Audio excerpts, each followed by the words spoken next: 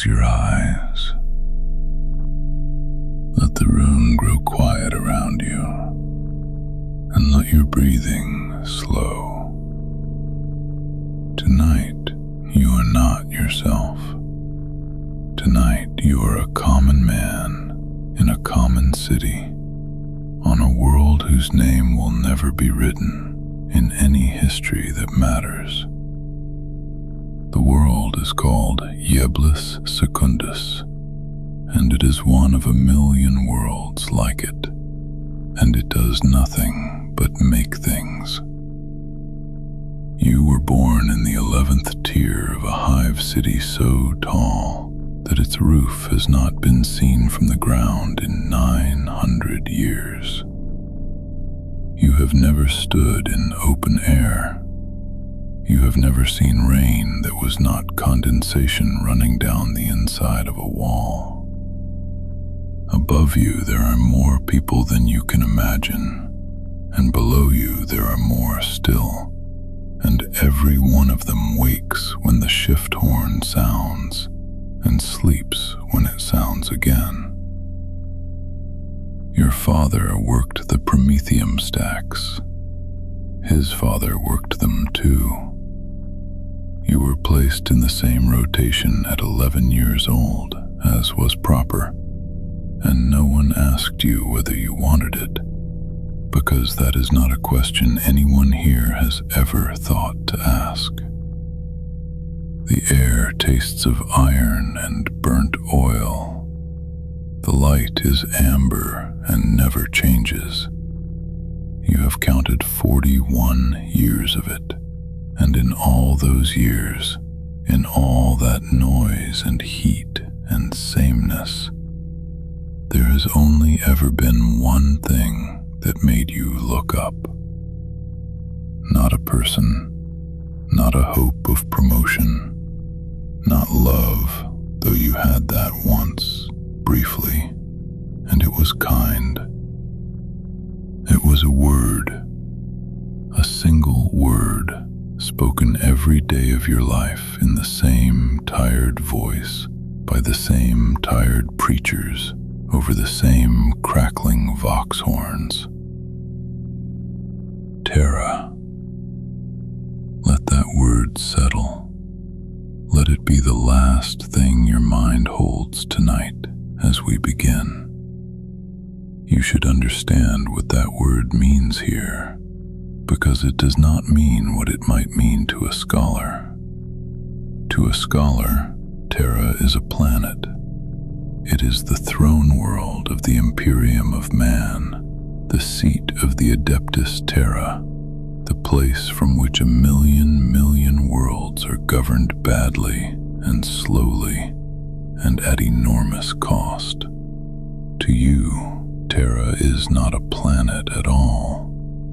Terra is where he is, the God Emperor of mankind, who sits upon the golden throne, who has sat there for 10,000 years, who does not sleep and does not speak and does not die.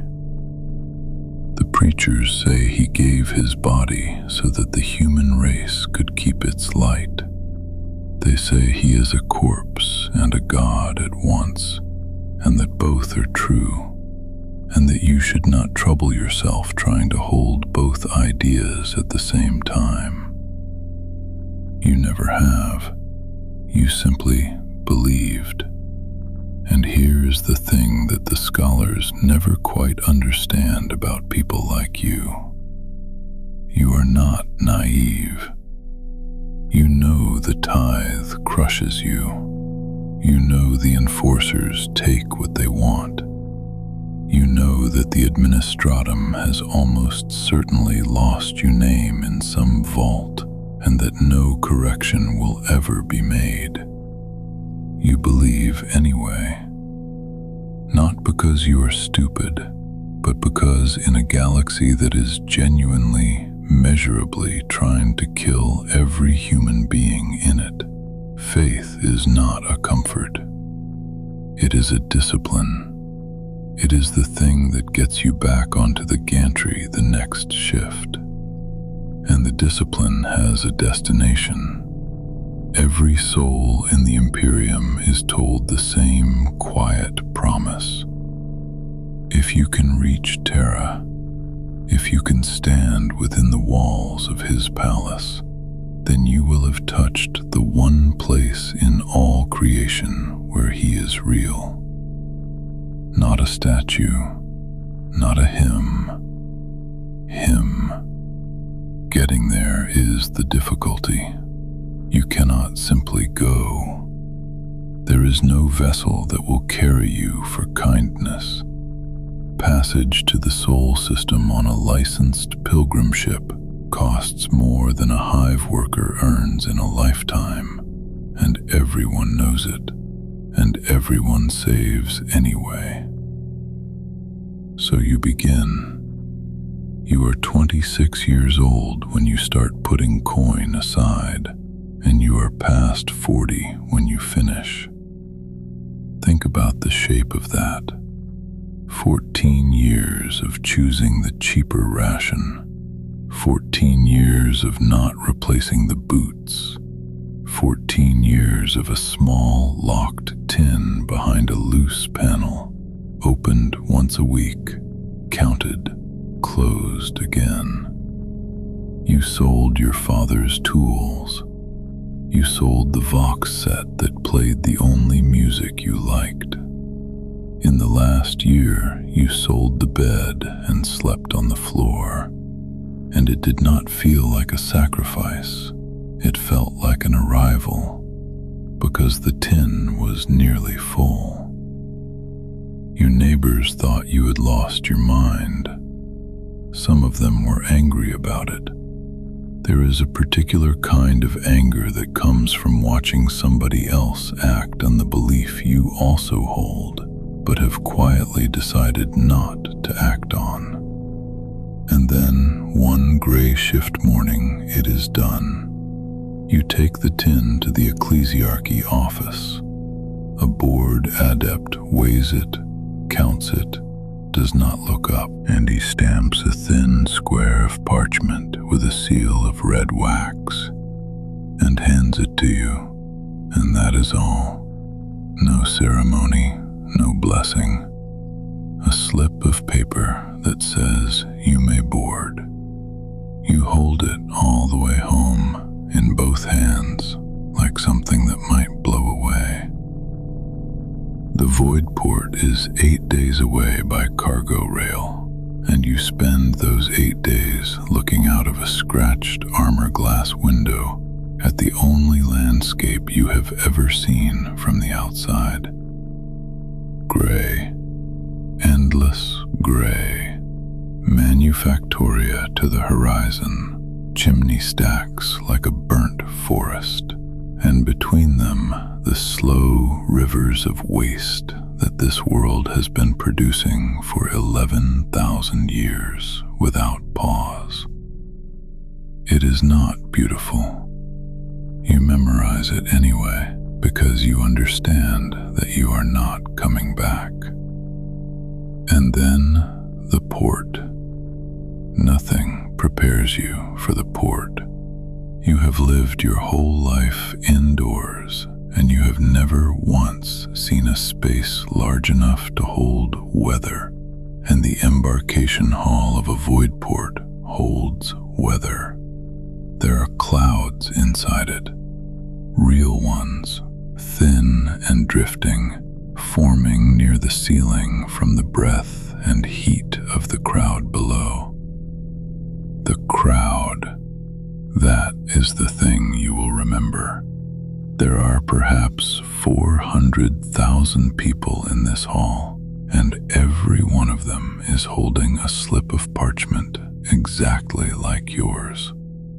Families, old men carried on the backs of their sons, widows, children who will be adults by the time the voyage ends, whole congregations who saved together, standing in blocks under hand-stitched banners. You had thought your 14 years made you unusual. You are one of 400,000 in one hall, on one world, on one day. And somewhere above you, waiting in orbit, is the ship that will take you all. Her name is the Sanctity of Sighs, and she is 4 kilometers long. You see her first through the viewing gallery of the orbital lift, and your mind refuses her. You have no reference for this. The largest thing you had ever seen was a refinery tower, and this would swallow 100 of them. She is not shaped like a vessel. She is shaped like a cathedral that someone tore out of the ground and hung in the dark. Buttresses, spires, a prow carved into the face of a saint, half a kilometer from brow to chin, wearing an expression of enormous patience. Her hull is scarred and patched again in 100 mismatched shades of iron, because she is 9,000 years old. That is not a figure of speech. This ship was crossing the void before your world was settled. She has carried pilgrims for 90 centuries, and the crew who serve her were born aboard her, and their ancestors were born aboard her. And when they die, they are rendered down and fed back into her recyclers, which is considered an honor and is in fact the only funeral most of them will get. You are not a passenger on this ship. That is the wrong idea entirely. You are cargo that prays, and as the lift rises toward her flank and her shadow closes over the gallery and turns the light to nothing, you find that you are weeping and that you could not say precisely why. Inside, she is a city, not like a city. She is one. Your berth is in the 9th pilgrim deck, a compartment the size of a cathedral nave with 6,000 bunks stacked 11 high against the walls, and you are given the 4th level and a hook for your bag and a tin cup with a number stamped on it, and that is your world for the next several years. The noise never stops. 6,000 people breathing, coughing, praying, arguing quietly in the dark. Somewhere below, the deck plates carry a low vibration up through the soles of your boots, and you will feel that vibration every moment of every day from now until you land. And after a few months, you will stop noticing it, and years later, you will find that you cannot sleep without it. Lamps burn low and red between the bunk stacks. Ropes are strung across the aisles hung with washing. Somebody has painted a small aquila on the bulkhead by your hook, badly, decades ago, and touched it up many times since.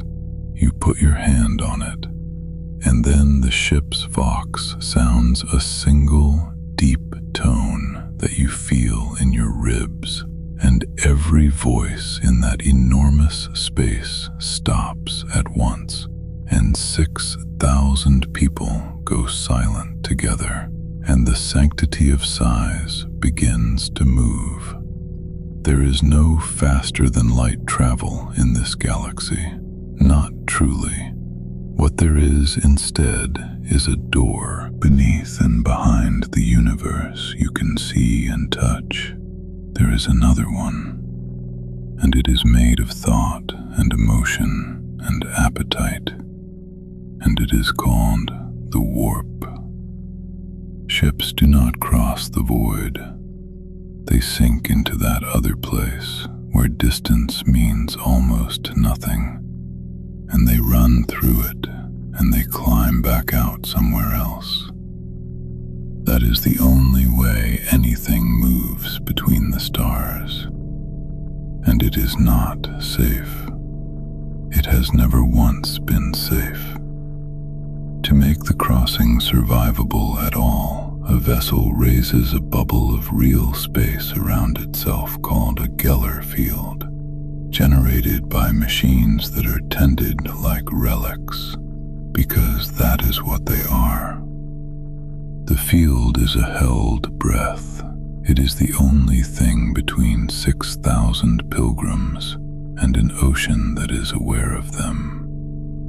So before translation, the ship prays.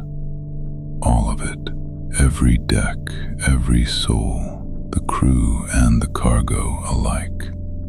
The confessors move down the aisles swinging censers, and the vox carries the litany of the passage in a voice like grinding stone. And you say the words with everyone else, and your voice is one of 6,000, and it does not matter, and it matters entirely. Then the lights dim to almost nothing, and there is a lurch that is not in your body but somewhere just behind it, and the Sanctity of Sighs falls out of the world. Here is what a warp voyage is actually like, and it is not what the stories tell you. It is boring, gloriously, mercifully boring. There are no windows on the pilgrim decks, and this is deliberate, because there is nothing outside that a human being should look at. So the days become a shape, the wake tone sounds.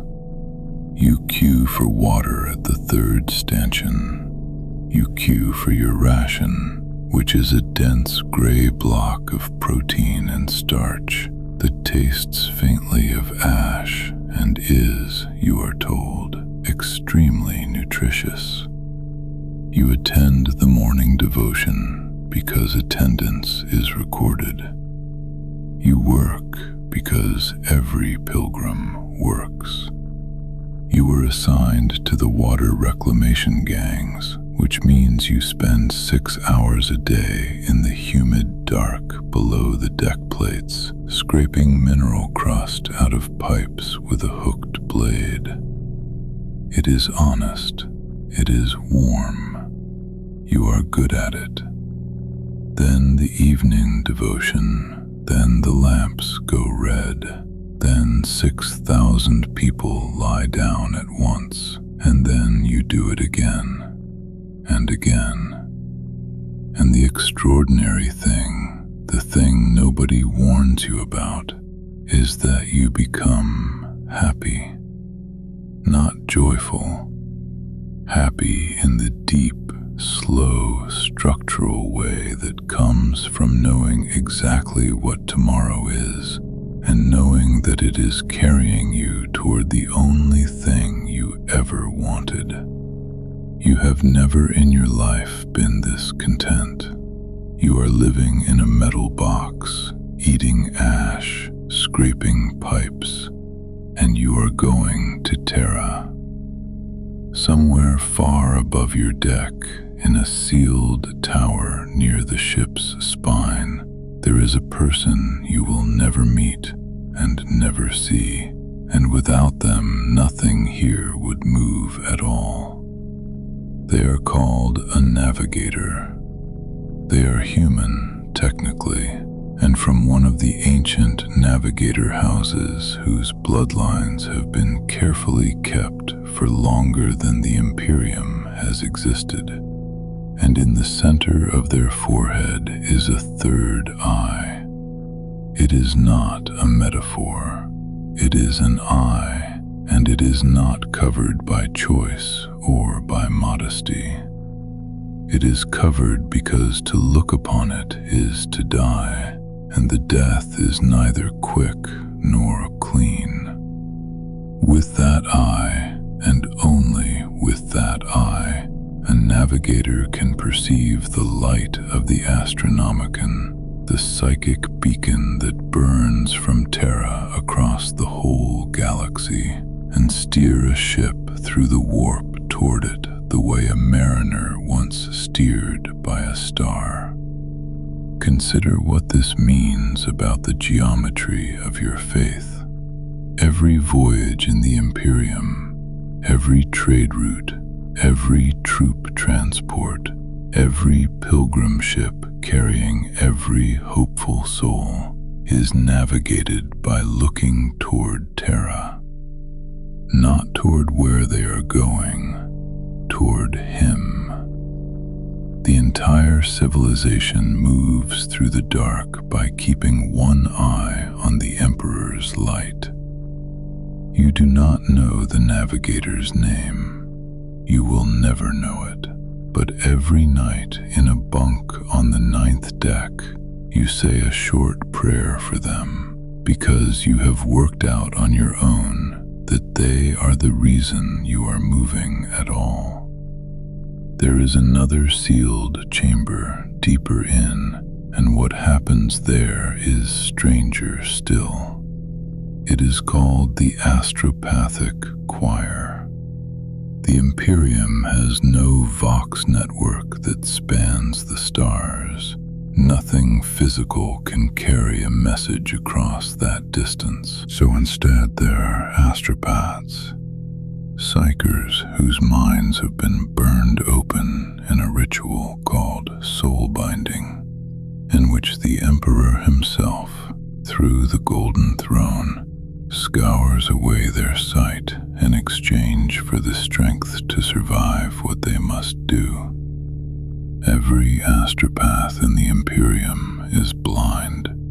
All of them. That is the price, paid once at the beginning, and having paid it, they sit in their choir chamber in their thousands across the galaxy, and they hurl thoughts into the warp and catch the thoughts of others, and every order, every plea for aid, every declaration of war, and every notice of a tithe adjustment travels this way, dreamt from mind to mind across the void, arriving distorted, arriving late, arriving sometimes decades after the world that sent it has already burned. This is the nervous system of a galactic empire. Blind men dreaming at each other. You did not know any of this before you came aboard. An old woman in the bunk below yours explained it to you across 3 nights, and you have thought about it every day since, and it has not made you doubt. If anything, it has made the whole enormous, staggering, impossible machine seem more holy, not less, because it should not work. And here you are, moving. Once, in your 2nd year aboard, you are sent down to the Engineerium with a work gang, and you see the heart of her. The passage takes an hour, and the temperature climbs the whole way, and then a hatch opens, and you are standing on a gantry above a space so large that the far wall is lost in haze, and in the middle of it is the plasma drive, and it is the size of your old Hive block, and it is burning, not with flame, with a light that is white going on blue, contained in a vessel of blessed adamantium, and held there by field generators the size of houses, and the sound it makes is not a roar, it is a low, continuous note, like the lowest pipe of an organ played forever.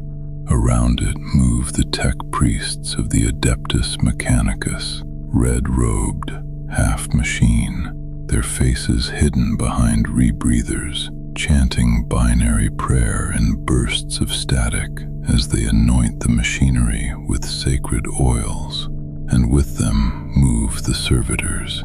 You had heard of servitors. Seeing them is different.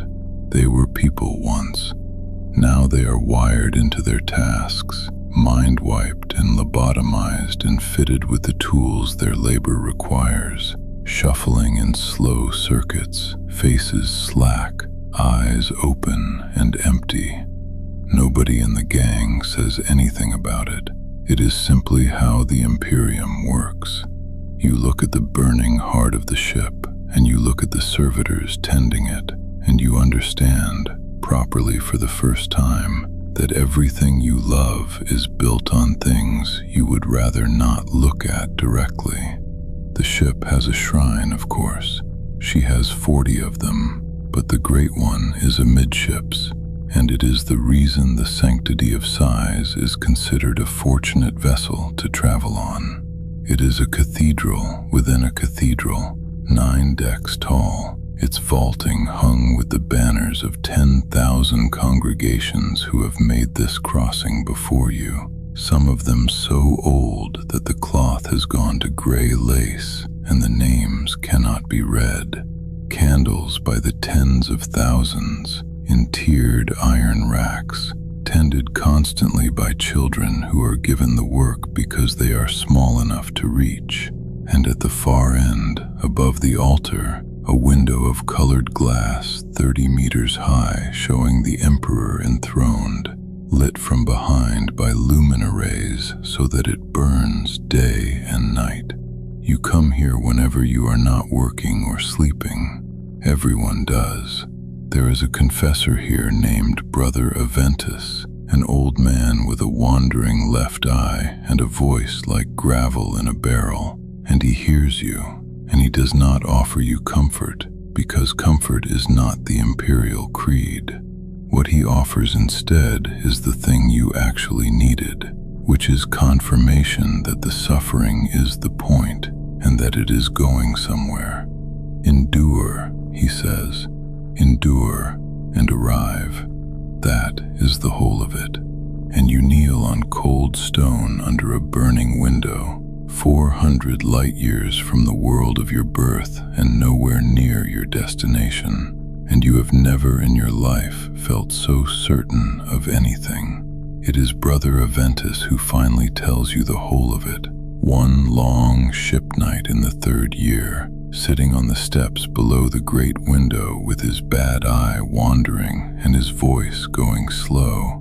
You had known the shape of the story your whole life, the way everyone does, in fragments from sermons. He gives it to you in order. There was a time, he says, when Terra was broken. Not conquered, not ruled badly, simply broken. A poisoned ruin of warring techno-barbarians who had spent thousands of years killing each other over the corpse of a golden age nobody could remember.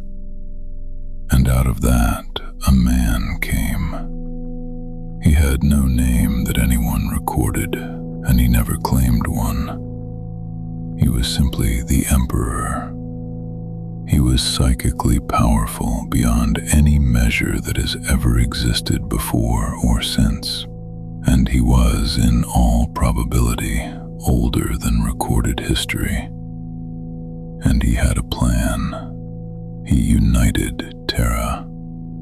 Then he built the Primarchs, 20 sons made rather than born, and the Space Marines from their gene seed.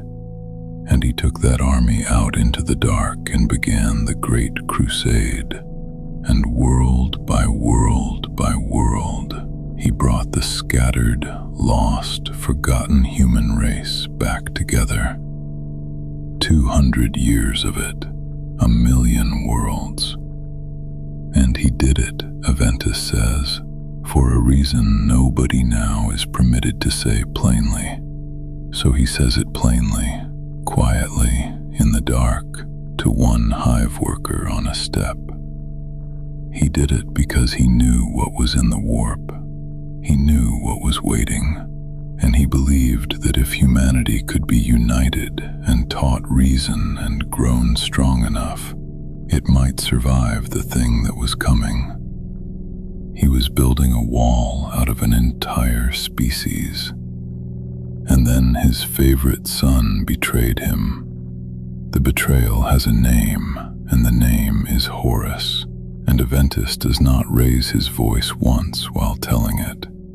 Horus was the finest of the 20, the war master, the beloved one, and something in the warp reached him and turned him, and half the legions went with him. What followed is called the Horus Heresy, and it lasted 7 years, and it killed more human beings than any event before or since. It ended here, above Terra, in a siege that broke this world permanently. The oceans went then. Aventus stops for a while at that part, and in the last hour of it, the Emperor teleported aboard his son's flagship and they fought, and he won, and it cost him everything. Horus was destroyed. The Emperor was destroyed too, in every way that matters. His body was ruined past any repair, and what remained of him was carried back to the palace and set into the golden throne, a device he had been building for another purpose entirely, and he has been there ever since. 10,000 years. Not alive as you are alive, not dead, held. And this, Aventus says, is the part that people get wrong when they think faith here is simple. We do not worship him because he is winning. Look at us, we are not winning. We worship him because he is still there, because whatever is left of him on that throne has refused for 100 centuries to let go. The old man taps the stone step twice with one finger. Everything you are, he says, everything this ship is, everything out there across the whole of it, is sheltering behind one dead man's refusal to stop. And you are going to go and kneel in front of it. So go carefully. You begin to learn the others. That is what a voyage of years does. On the 3rd level of the stack across the aisle, there is a family from an agri-world, 6 of them, who saved for 2 generations. The grandmother started the fund. She died before the ship came. They carry her ashes in a sealed clay jar, and they intend to scatter them within sight of the palace walls, which is technically forbidden, and which everyone, including the confessors, quietly ignores. There is a former guardsman with one arm who does not speak about the war he lost it in, and who spends his days repairing other people's boots for nothing, because he says his hands need something to do or they shake. There is a woman who is a scribe in an administratum sub-office and who reads aloud to the illiterate every evening from a battered devotional, and by the 2nd year she has a congregation of 200 sitting in the aisle to listen. There is a boy of 9 who was born on this ship, whose parents boarded before he existed, and who has therefore never seen a planet at all, and who asks you constantly what wind feels like, and you have to admit that you do not know either. These are your people now. You will spend more years with them than you spent with your own family. Some of them will not survive the crossing. You do not know yet which ones. Time aboard a pilgrim ship does not behave. There are no seasons. There is no sky to mark the year. The ship keeps a calendar, and the confessors announce the feast days, and you observe them, but the numbers stop meaning very much. What you have instead are events. The voyage is measured in them.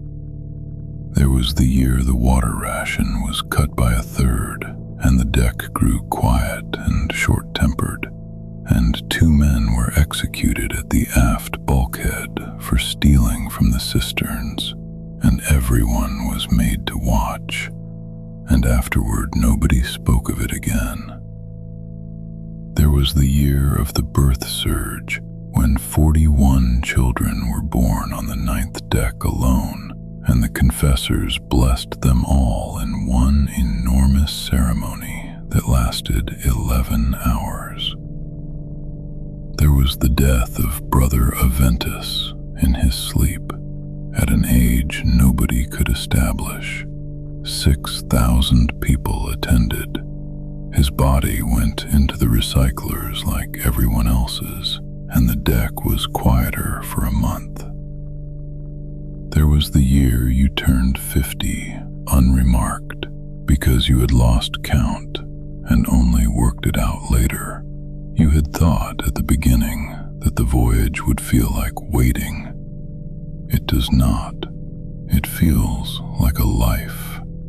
That is the thing nobody tells you about pilgrimage. It is not an interruption of your existence. After a certain point, it simply is your existence, and the destination becomes something you carry rather than something you are traveling toward. The scribe woman, whose name is Halvana, and who worked 11 years in an administratum sub-office before she gave it all up for this, explains to you one evening how the Imperium is actually governed, and it is the most frightening conversation you have on the entire voyage. It is not governed, she says, not in the way you are imagining. There is no one at the top making decisions. There is the Senatorum Imperialis and the High Lords of Terra, 12 of them, who speak in his name and who spend most of their energy on each other. Beneath them there is the Adeptus Terra, and beneath that the Administratum, and the Administratum is the true shape of the thing. It is a bureaucracy of scribes and clerks and adepts numbering in the many billions, spread across every world, and its task is to record and tithe and allocate. And it is too big to work. Records take centuries to travel. Whole planets have been taxed twice for the same decade because two sub-offices never reconciled. There is, she says, a well-known case of a world that submitted its tithe faithfully for 900 years to an office that had ceased to exist 880 years earlier, and the ships kept coming, and the goods piled up in an empty orbital station, and nobody ever came to collect them.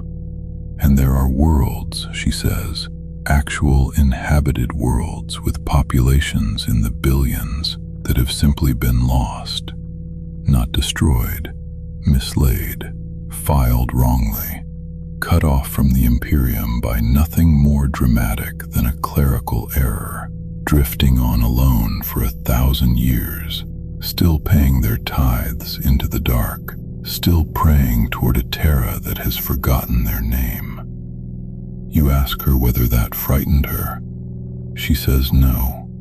She says it made her book passage. And then, in the 7th year, the ship screams.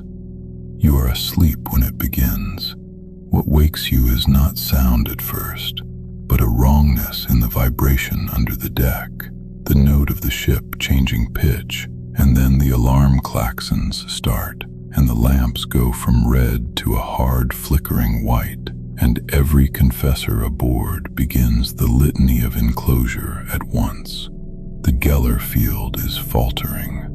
Nobody announces this. Nobody needs to. Everyone on the 9th deck understands exactly what the sequence of alarms means, because they have been drilled on it since embarkation. You lie in your bunk with your hands over your ears and you pray, and around you 6,000 people do the same, and beyond the hull, beyond the thin-held breath of the field, something enormous is interested in you. You will never be able to describe what you hear in that hour. It is not sound. It arrives in your head without passing through your ears, and it is speaking, and it knows things about you that you have never told anyone. It offers. It is very patient and very reasonable, and it offers, and the offers are specific, and they are things you actually want. You keep praying. That is all you can do. That is all anyone can do. And you understand, lying there, why the Imperium is the way it is. Why it is cruel and rigid and afraid. It is because of this. This is what is on the other side of the wall, always, everywhere. And the wall is thin. It passes, the field holds. It holds because 140 engineers and tech priests worked without pause for 11 hours in conditions you do not want to imagine.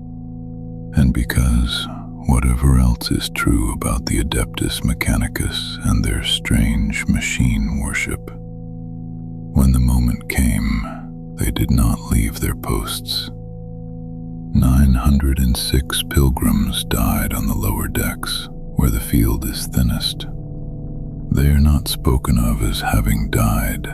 They are spoken of as having been taken, which is a different thing, and the distinction matters enormously to everyone aboard. There is no funeral for them because there is nothing to bury. The ship holds a mass of deliverance instead, and the great shrine cannot contain the crowd, and people stand in the corridors for a kilometre in both directions to be near it. And afterward, something has changed in the character of the voyage. There is less complaining. The water gangs work harder. The boy who has never seen wind stops asking about it and starts attending devotions on his own. You notice that you have stopped thinking of Terra as a reward. It has become something closer to a debt. 906 people paid the fare and did not arrive. You did. That is not luck, and it is not merit. It is simply a fact that now sits on you, and you will carry it up to the palace gates. In the 9th year, the Sanctity of Sighs makes a scheduled translation back into real space at a way station called Corvus Anchorage to take on water and promethium and to offload the dead and the mad.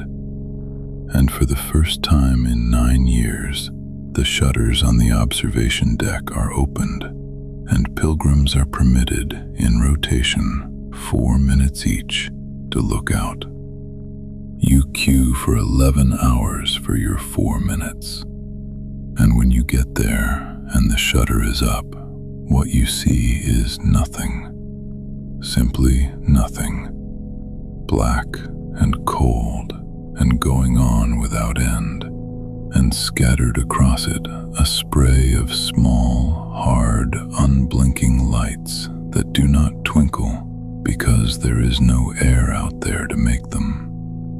You had expected to feel small. You do not. You feel enormous, because every one of those points of light is a sun, and around a great many of them there are worlds. And on a staggering number of those worlds, there are human beings, right now, praying in their own languages toward the same place you are going. Not a few, 1,000,000 worlds, a number of people so large it has no meaning. And all of it, every hive and shrine and forge and battlefield of it, is oriented toward one small planet in one unremarkable system, where an old man sits on a golden chair and does not move. Your 4 minutes end. Someone touches your shoulder. You go back down. The last leg takes another 2 years, and they are the hardest, because now the end is close enough to count. The ship changes as it approaches the Sol system. The traffic thickens. Even sealed below decks, you can feel it in the constant course adjustments, the low shudder of maneuvering thrusters that never used to fire. Word comes down through the crew that they are holding station in a queue, that the approach lanes to Terra are stacked with vessels waiting for clearance, and that the wait may be months. It is 4 months. 4 months of drifting in the outer dark of the home system, with the destination on the other side of a bulkhead, close enough that the confessors have begun a new cycle of prayers specific to arrival. Nobody sleeps well. Old feuds on the deck flare up over nothing. The guardsman with one arm mends more boots than anyone can possibly need. And then, on a shift morning, no different from 11 years of shift mornings, the Vox sounds a tone that nobody aboard has ever heard before. 3 long notes, descending. It is the approach. The ship is moving in, and 6,000 people on the 9th deck, who have been quietly rehearsing this moment for over a decade, discover that they have no idea what to do with themselves. They open the observation decks for the approach, and they leave them open because it is tradition, and because no confessor aboard would dare deny it. You will spend most of the next weeks at a viewport. First there is Jupiter, and around Jupiter is the Ring of Iron, a band of shipyards and dock cradles and orbital forges that girdles the whole planet, where the warships of the Imperial Navy are built and repaired, and where they have been built and repaired since before recorded history. You watch a vessel under construction there, a warship, and it is longer than the Sanctity of Sighs by half again, and it is not finished, and there are 10,000 lights crawling over its ribs, which are welding rigs, and the whole enormous skeleton turns slowly against the banded face of the gas giant behind it. You are looking at a thing being made that will still be in service in 5,000 years. The Imperium does not build for a lifetime. It cannot afford to. Everything here is made to outlast the people who made it. And the people who made it know that, and they build it anyway, and their names will not be recorded. A Hive worker understands this instinctively. You have spent 40 years being an anonymous hand in a process too large to see. So has everyone at this window. That is not a tragedy here. It is the shape of the thing. It is how a species this small holds a galaxy this large. And then Mars. You are ready for Mars, because everyone has told you about Mars, and you are not ready at all. It is red, as you knew it would be, but it is not the red of a desert. It is the red of rust and old fire. There is no unclaimed ground left on it anywhere. The entire surface, pole to pole, is manufactorum, and the manufactoria are so vast and so continuous that from orbit the planet reads as a single machine that happens to be planet-shaped.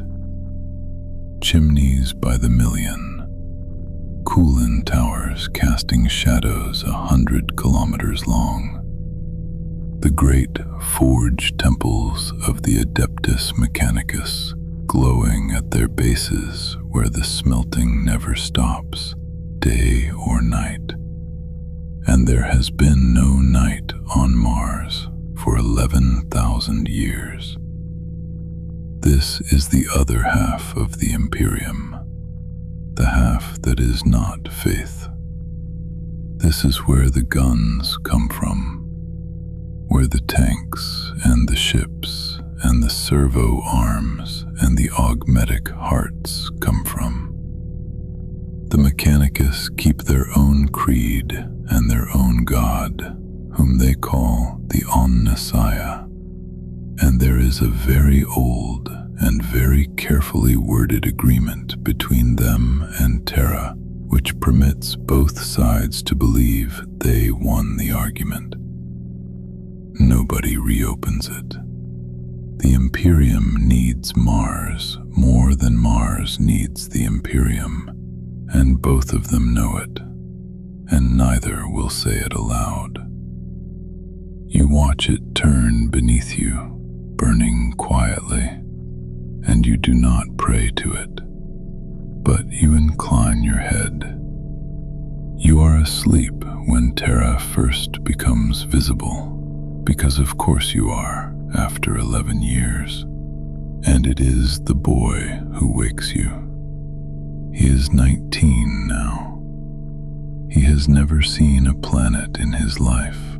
He shakes your shoulder and he cannot get a sentence out, and you follow him up 4 decks in your bare feet through crowds that are all moving the same way, and you get to the viewport, and there it is. It is not blue. You had expected blue. Every devotional painting you have ever seen shows it blue and green with white cloud as it was. It is not that. It is gray and brown and a dull metallic silver where the cities catch the light, and the cities are everywhere. There is no ocean. There has not been an ocean on Terra for a very long time. The seas were drained and the beds were built over, and the mountains were leveled or built through, and what is there instead is one continuous structure, one city, wrapping the entire globe from pole to pole without a break. 100 billion people, perhaps more. Nobody has successfully counted them in 5,000 years, and the administratum long ago stopped trying. And you are looking at the birthplace of the human species, the world every one of us came from, and it has been used entirely up in the service of holding the rest of it together. You should be disappointed. Everyone expects to be disappointed. Nobody is, because you are not looking at a planet. You are looking at the greatest act of devotion in the history of the species, and it is ugly, and it is holy. And both of those are the same statement. The descent takes 11 hours, and it is the most frightening thing that has ever happened to you. Pilgrims do not land on Terra aboard their ships. The Sanctity of Sighs will never enter atmosphere. She holds at anchor in high orbit alongside 4,000 other vessels, and you are transferred in your thousands into a bulk lander, a windowless iron box built for cargo and packed standing because there are no seats, and the doors are sealed, and it drops. There is a period of perhaps 40 minutes where the hull sounds like it is being torn apart. It is only the atmosphere. Knowing this does not help. People pray, and people are sick, and an old woman near you says the litany of the fall over and over in a voice that never once wavers, and you find yourself matching your breathing to hers. And then the shaking stops, and there is a long descending whine, and a shudder, and a boom that you feel in your knees, and silence. And then the ramp comes down, and 11 years after you handed a tin of coins to a bored adept on the other side of the galaxy, you walk out onto the surface of Holy Terra.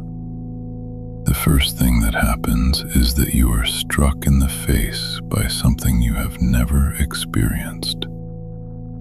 Moving air. Wind. You stop dead on the ramp. Behind you, people are shouting at you to move. The boy is standing beside you with his hands out, palms open, turning them over slowly, laughing. Take a moment here before we go on, and simply stand where you are standing.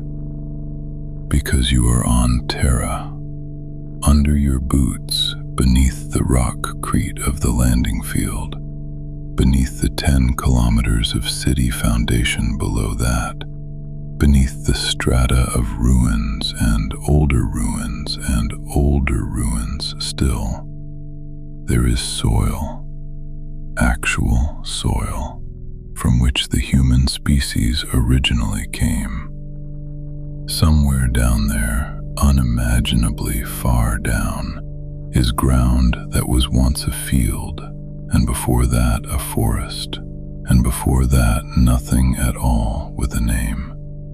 Every human being who has ever lived, on every world across the entire galaxy, descends from something that once stood on that dirt. 10,000 generations of them.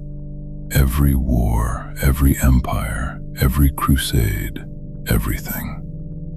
It began here, under your feet, and it has never once come back. And the air smells of promethium and dust and hot metal and, faintly, of incense, because there are so many candles burning on this planet that you can smell them from a landing field. And the sky above you is the color of old brass, and there are ships in it, hundreds of them, at every altitude, moving constantly, so that the sky itself seems to be a kind of traffic. And somewhere beyond the haze to the north, a very long way from here, there are mountains that are not mountains. But you cannot see them yet. Not yet. The last part of a pilgrimage is done on foot, and it is deliberately hard, and it is called the Via Fidelis, the road of faith. It runs from the pilgrim landing fields to the outer walls of the Imperial Palace, and it is a little over 400 kilometers long, and there is no vehicle permitted upon it for any pilgrim of any rank or wealth. You walk. Everyone walks. It takes between 2 and 5 months depending on your health and your luck, and it is not a road in the sense you would understand. It is a canyon between hive structures, 40 lanes wide, roofed over in most places by the buildings that have grown across it, lit by lumen strips and by the fires of the shrine stalls that line it for its entire length. And it is full, every meter of it. At any moment of any day, there are somewhere between 9 and 15 million people on the Via Fidelis, walking north. Think about that number until it stops being a number. This is not an event. There is no festival, no holy year, no special occasion. This is simply Tuesday on Terra. 15 million pilgrims walking, and behind them 15 million more arriving. And it has been like this without a single day's pause for 10,000 years. The shrine stalls of the Via Fidelis deserve their own telling, because you will pass more than 100,000 of them, and they are the whole imperial faith compressed into commerce. Everyone sells relics, a splinter of bone in a lead ampule, certified by a seal that may or may not be genuine, said to have come from a saint you have never heard of who died on a world you will never see. Prayer strips to be tied to the railings, and the railings of the Via are so thickly hung with 10,000 years of them that in places the metal cannot be seen at all, and the strips have compacted into a kind of cloth wall a meter thick. Candles, always candles. Icons stamped out by the million in some manufactorum 200 kilometers back down the road. And in among the tat, occasionally, something real. You stop at a stall run by an old woman with no teeth who is selling nothing but water, drawn from a well within the outer palace precincts, at a price she clearly cannot be making a living on. You buy a cup. It tastes of iron and stone. She tells you that her family has held that stall for 600 years, and that they have never once moved it, and that her great-grandmother served water from it to a pilgrim who later became a saint, and she cannot remember which saint, and it does not matter, and she laughs at herself when she says it. You will think about that woman for the rest of your life. Not the custodies, not the gate, not the light. Her. You walk for 3 months, your feet blister and then harden. The one-armed guardsman walks beside you for the first 6 weeks and then falls behind and you never see him again. And that is simply what happens on the Via Fidelis. And there is a whole etiquette around it that everyone observes without discussion. You sleep in pilgrim hostels run by the ecclesiarchy, in bays of 1,000 mats, for a coin a night. You eat from the shrine stalls. You are cheated twice and helped 4 times, which the woman who was a scribe assures you is an unusually good ratio. And every day, as you go north, the buildings on either side get older. That is the strange thing about the Via. You can read the age of the Imperium in the architecture as you walk it. The outer sections are Hive construction, prefabricated, 500 years old, already crumbling. Further in, the stone begins, then the carving, then statues so weathered that their faces have gone smooth, and no one now living can say who they were. In the last 100 kilometers, you pass under arches that were raised during the Great Crusade, when the Emperor still walked, and the pilgrims here go quiet, all of them, without being told to, because the stone is old enough that you can feel it. The nights on the Via Fidelis are the part you will miss. There is no darkness on the road, not really, because the shrine braziers never go out, but there is a lowering. Around the 10th hour, the lumen strips overhead dim to a dull ember, and the crowd thins as people file off into the hostels, and the enormous, constant sound of 15 million walking people drops away to something you could almost call quiet. You take a mat in a bay of 1,000. The mats are thin and the floor is stone, and it is the best sleep you have had in 11 years, because you have walked 22 kilometers, and because you are getting closer. Somebody down the bay always sings. There is no rule about it and no schedule, but it happens every night, in every hostel, the whole length of the road. A single voice starting a devotional low in the dark, and then a few more, and then most of the bay, and it is never loud, and it is never long. Then it stops, and the last of it goes up into the vaulting, and 1,000 exhausted strangers lie in the dark together on the floor of a building older than most civilizations. You are 62 years old. You have no possessions but a blanket and a cup, and you lie there listening to the last of the singing fade, and you think, with complete clarity and no self-pity at all, that you would not trade this for any other life you might have had. On the 91st day you see one, and the road stops. There is no announcement. The crowd simply parts, the way water parts, and a silence spreads outward faster than a shout could, and coming down the center of the Via Fidelis is a space marine. He is alone. He is walking, not marching, and he is nearly 3 meters tall in his armor, and the armor is the deep red of dried blood with a black hand on the shoulder plate, and every plate of it is scarred, and every scar has been sealed with a wax purity seal, so that he rustles faintly as he moves with the parchment strips hanging off him. He is a blood angel, or a successor of them, and he has come to Terra for some purpose that is absolutely none of your business. Pilgrims kneel as he passes, not all at once, but in a wave, spreading down the road ahead of him. You kneel, and as he goes by you, close enough that you could reach out and touch the ceramite of his leg, you see that the helm is off and hung at his belt, and his face is a young man's face, and it is not young at all, and he is looking straight ahead at nothing, with an expression of such complete and settled weariness that it stops your breath. These are the Emperor's angels. They were made from children. They will fight until they are killed, because there is no other ending available to them, and the ones who last longest are not the strongest. They are the ones who can carry it. He passes. The road closes behind him. It takes several minutes before anyone starts walking again.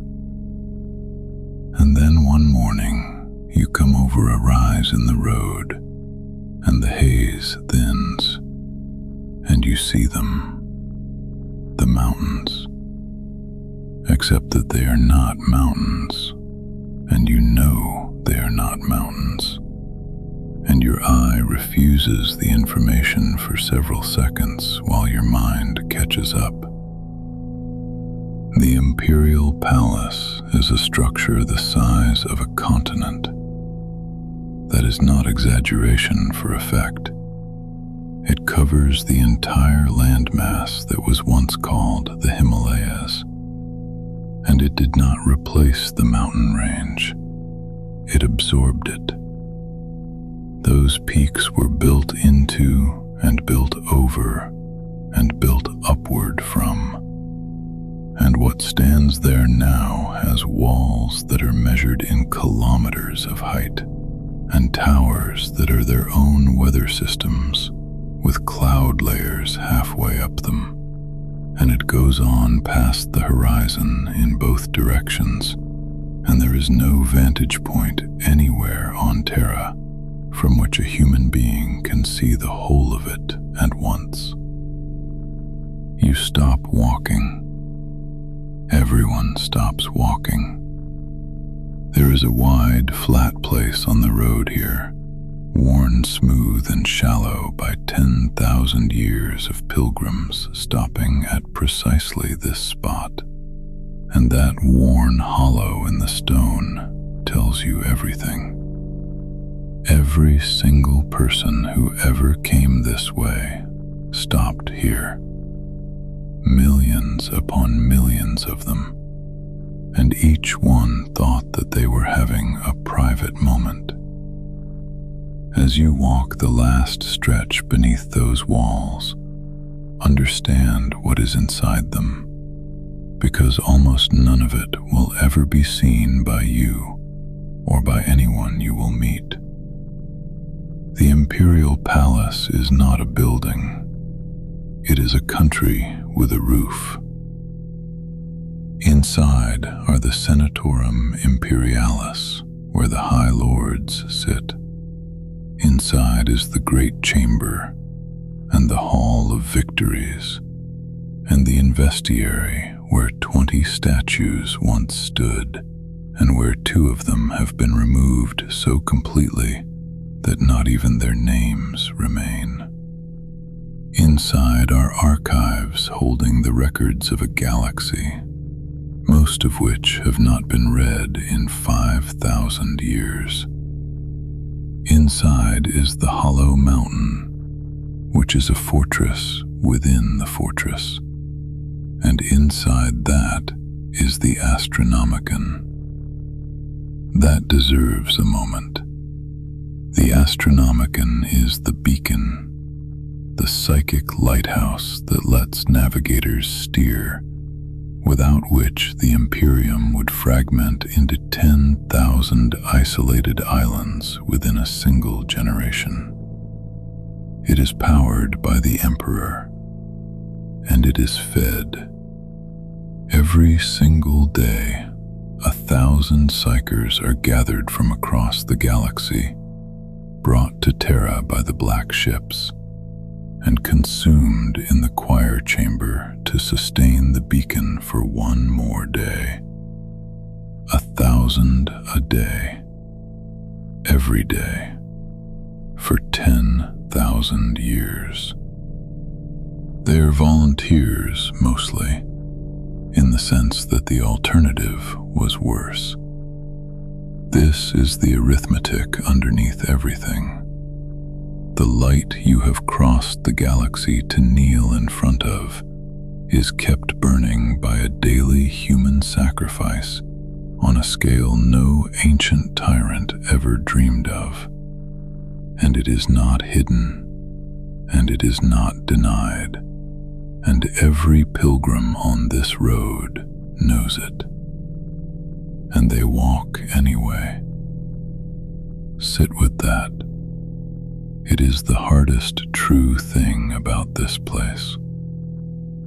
Twice on the road you see a black ship pass overhead, and both times the crowd goes quiet and does not explain itself to the newcomers. They are unmistakable. They fly low over the palace approaches on a fixed corridor, hulls without markings, without running lights, without the banners and gilding that every other imperial vessel wears, and they are painted a black that seems to take light rather than reflect it. They are the harvest.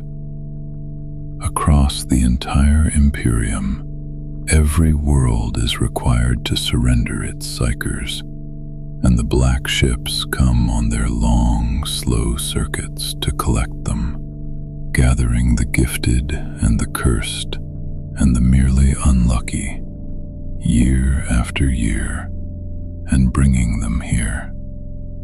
Some small number of them will be found strong enough and stable enough to be soul-bound and made into astropaths, or navigators' aids, or sanctioned battle psychers. The rest go to the Astronomicon. It is the least discussed and most essential transaction in human history, and it happens on a schedule, and it is happening right now. And one of those hulls passing over your head at 300 meters has perhaps 4,000 people inside it who will not be alive in a month. And a Hive worker on the Via Fidelis kneels as it passes, along with everyone else, because that is what you do, not in celebration, in acknowledgement. You are all paying for the same light.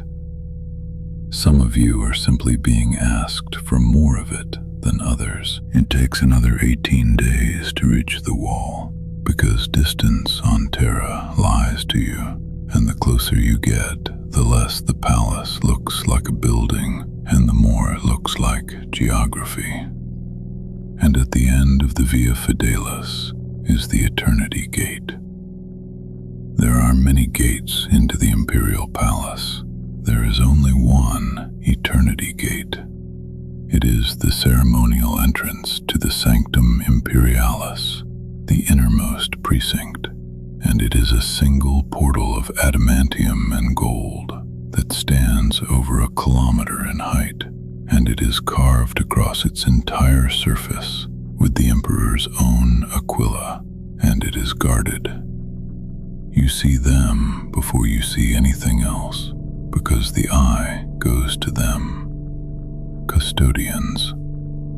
The Adeptus Custodes, the Emperor's own, his personal guard, made by his hand in the earliest days, and unchanged in purpose ever since. They stand at the gate in golden auramite armor, with guardian spears grounded, and they are 3 meters tall, and they do not shift their weight or turn their heads or acknowledge in any way the ocean of humanity flowing past them.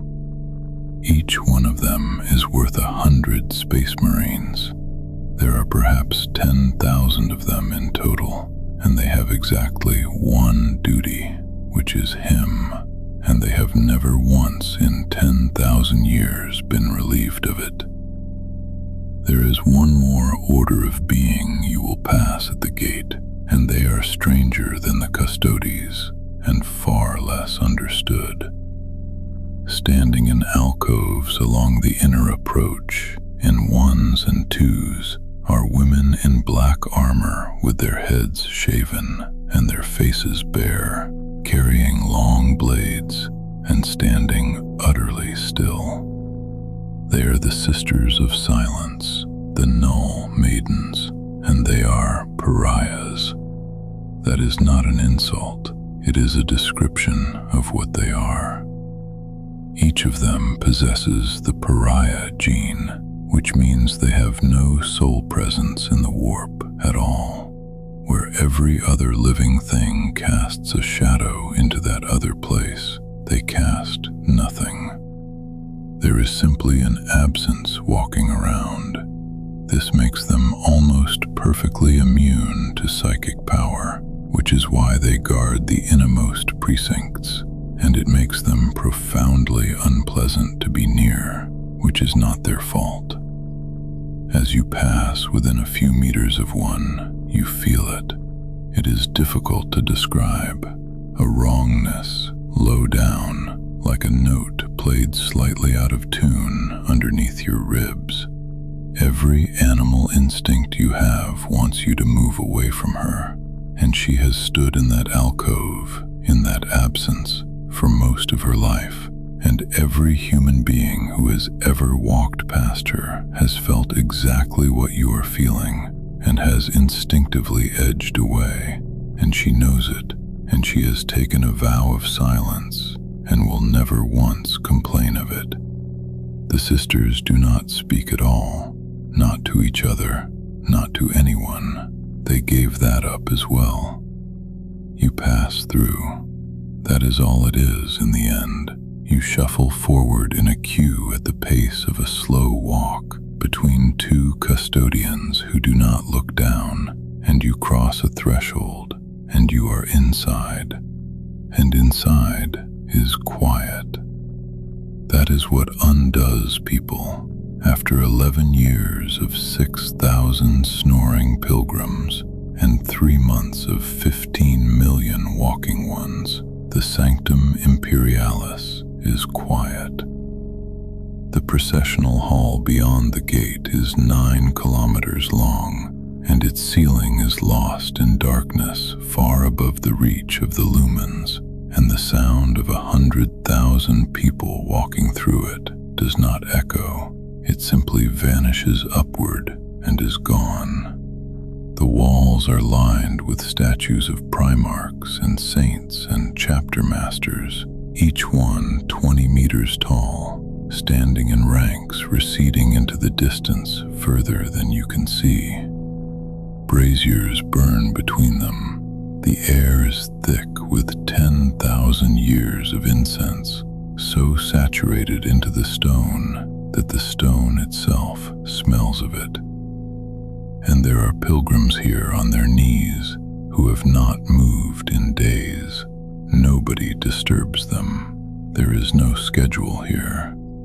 You have arrived at the one place in the entire Imperium of man where nobody is going to tell you to hurry. Walk the length of that processional hall slowly, because the statues are a history lesson, and nobody will ever explain them to you. 20 plinths in order. Here is Rogel Dorn, who built the walls you passed through, whose fists held them when Horus came, and who was never seen again after a boarding action he chose not to survive.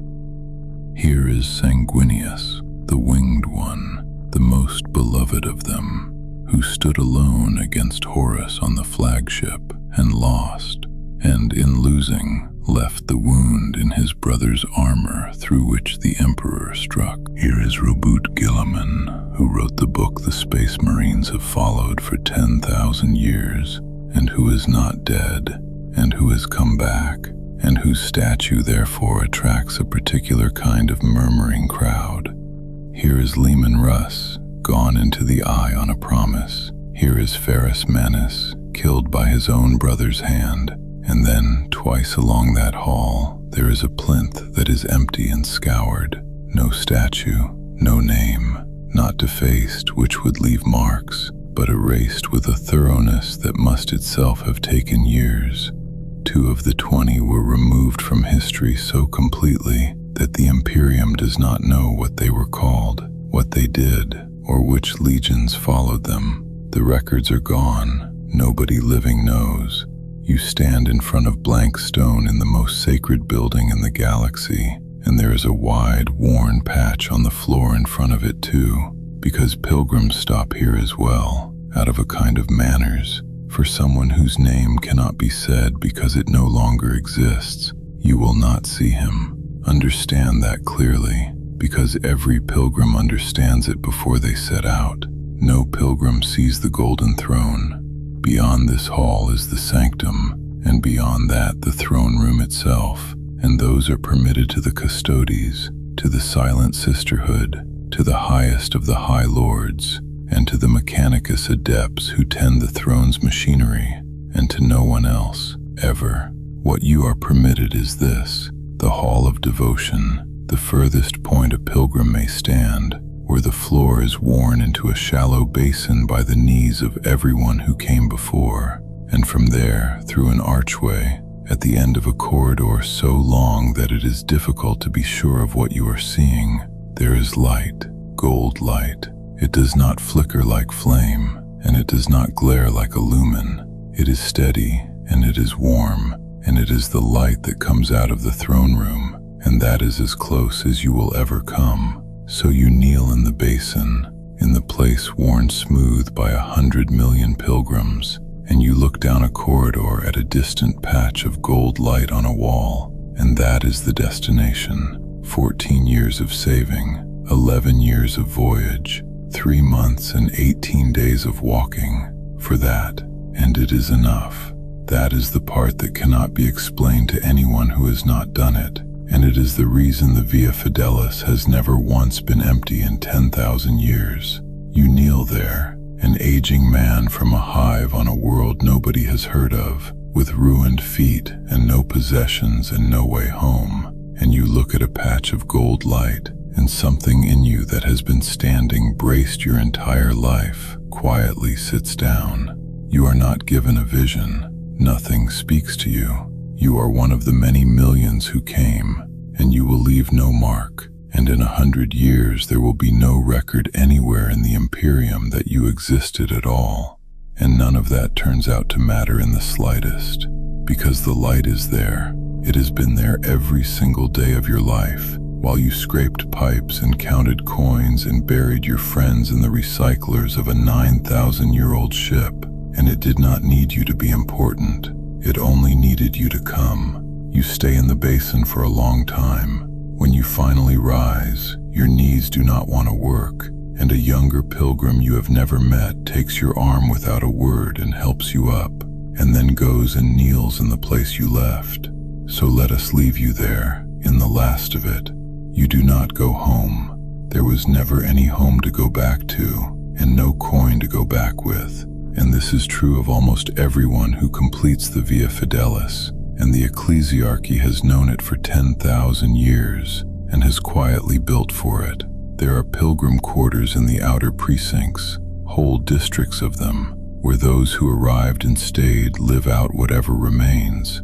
You are given a cell with a bed and a shelf. You are given work, tending candles in one of the lesser chapels, 10,000 of them in tiered racks, trimming and replacing and cleaning the wax 6 hours a day, it is not so different from scraping pipes. Your hands are good at it, and in the evenings you sit on a step in the outer court where the pilgrims come through, and you watch the new ones arrive, and you can tell at a glance which ones have just come over the rise and seen the mountains for the first time, because they walk differently afterwards.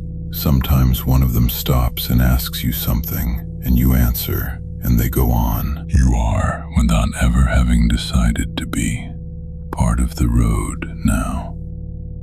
One more worn stone in it, and that is where we will let you rest. Not at the light, not at the gate, but here, on a warm step in an old courtyard, at the end of a very long journey, with nothing left to do and nowhere left to go, and the sound of an ocean of quiet footsteps going past in the dark. All of them heading north, all of them arriving. Let your breathing slow, let it all go soft at the edges. You made it. You can sleep now.